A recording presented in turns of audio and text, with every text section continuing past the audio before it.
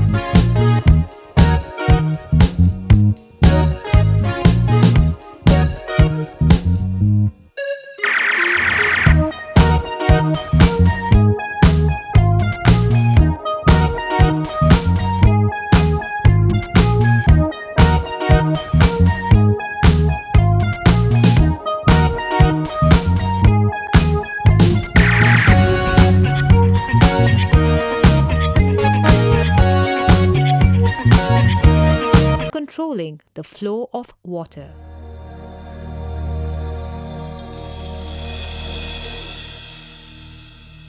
During a drill, most crew members are given specific responsibilities that they always deal with.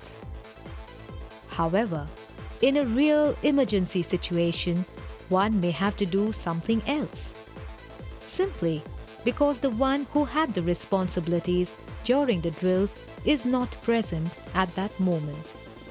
It is therefore of vital importance that all crew members are familiar with the use of important emergency-related equipment such as the emergency fire pump. It would be a good practice if crew members could frequently join the engineers during weekly maintenance of the emergency fire pump. In this way, they will be familiar with its maintenance and operation and respond efficiently in an emergency situation.